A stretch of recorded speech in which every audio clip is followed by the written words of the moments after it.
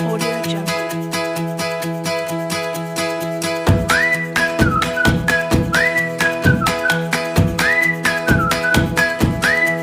Audio Jungle.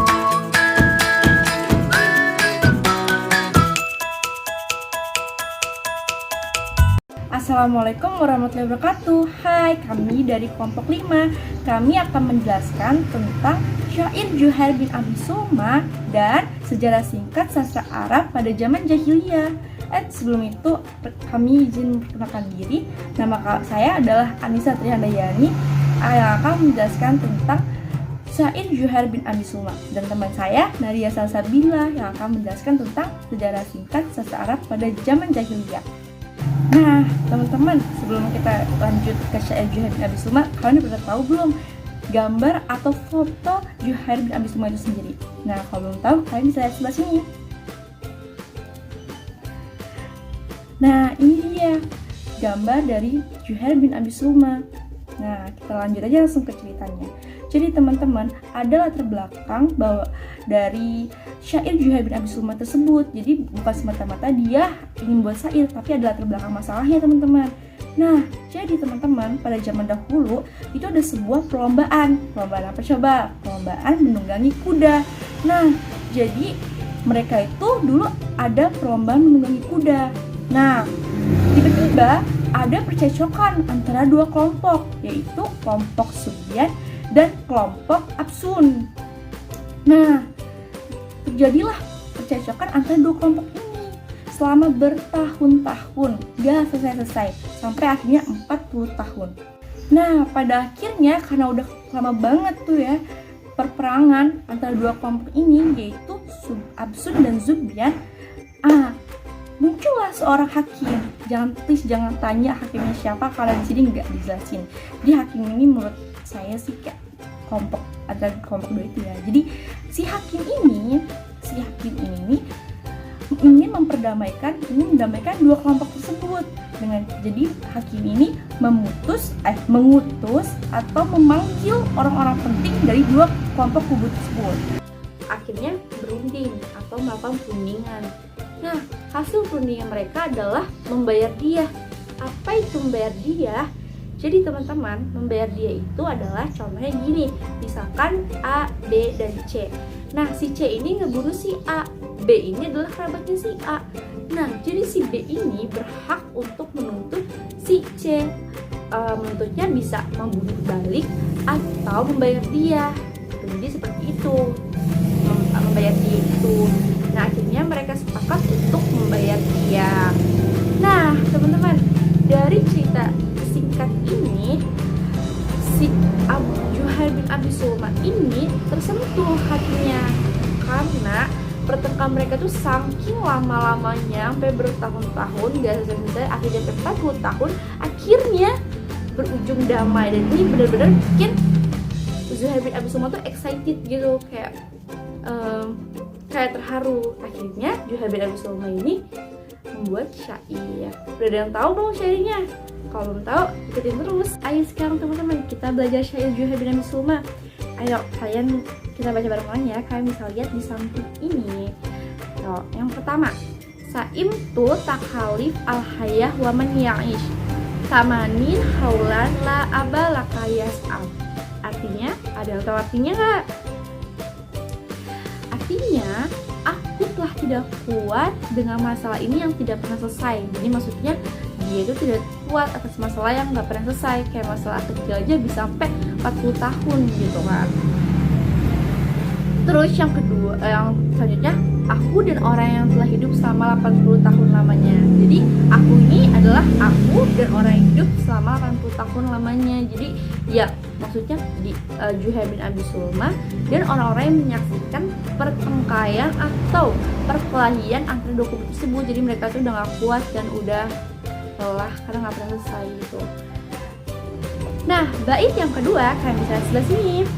Wa a'lamu ma fil yaum wal amsi qablahu walakinnani an ilmi ma fi godin amni. Nah, ini apa coba? Nah, artinya Aku mengetahui apa yang terjadi hari ini dan yang kemarin, tetapi aku tentang ilmu yang akan datang buta. Nah, maksudnya apa coba? Jadi si Juhair bin Abi Sulma ini tahu gitu, kayak paham. Maksudnya tahu hari ini dan yang kemarin.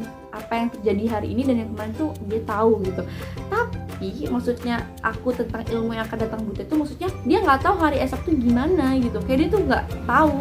Buta itu maksudnya nggak tahu hari esok, ilmu tentang ilmu tuh maksudnya dia nggak tahu hari esok tuh kayak mana kedua kelompok ini gitu. Bait yang ketiga, waman haba asbaba almanaya yanalnahu walau nala asbabas sama'i bisulam. Artinya, dan siapa yang takut dengan kematian, maka pasti kematian akan menjumpai dia. Jadi maksudnya gitu. Jadi siapa yang takut dengan kematian, maka pasti kematian akan menjumpai dia. Ya memang bener lah, kita nggak boleh takut akan mati, karena memang mati itu bakal ada gitu, bakal menghampiri kita.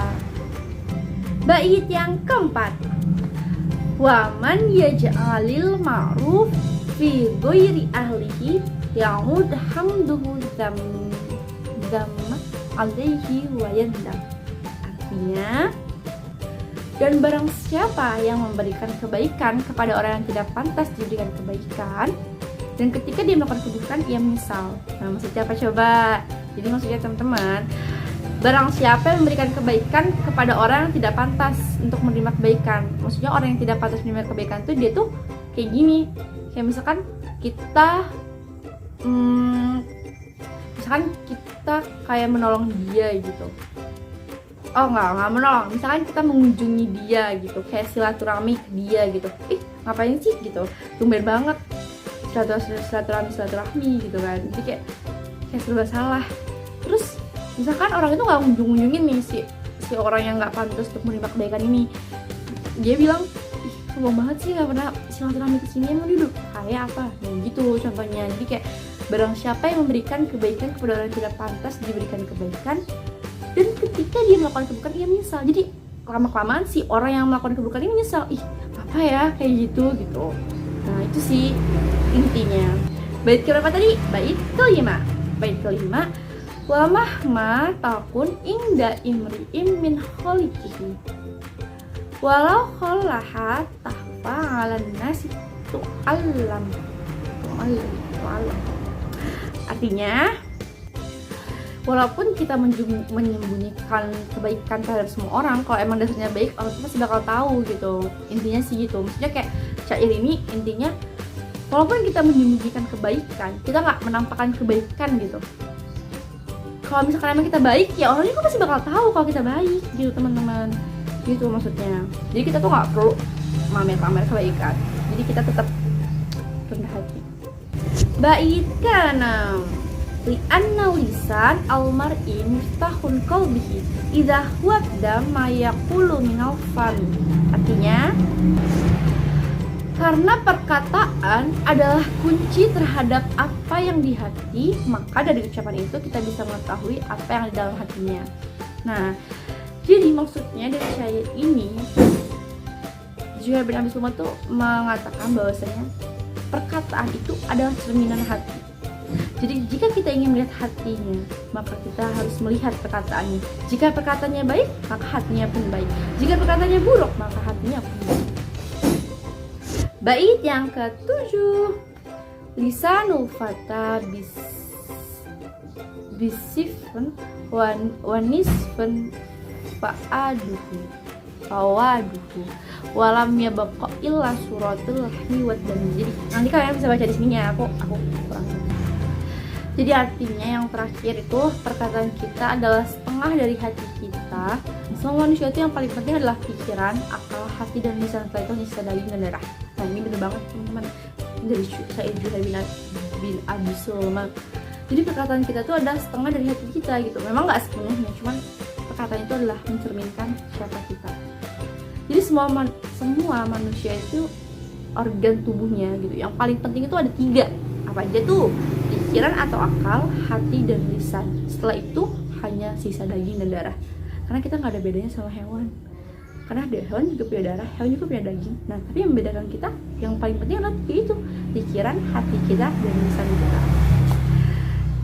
Jadi itu yang bisa kita ambil dari syair Juhair bin Abdus Sulama, bahwasanya kita tidak boleh berlama-lama dalam melakukan keburukan. Kayak perkelahian itu kan keburukan. Jadi semua apa yang ada dalam perkataan itu adalah hati kita. Jadi apapun kita, kepada siapapun kita harus berlaku baik. Audio Jungle. Oke teman-teman, cukup sampai sini materi yang saya berikan. Selanjutnya adalah Nadila Salsabila yang akan menjelaskan tentang sejarah singkat seseorang pada zaman jahiliyah. Ya.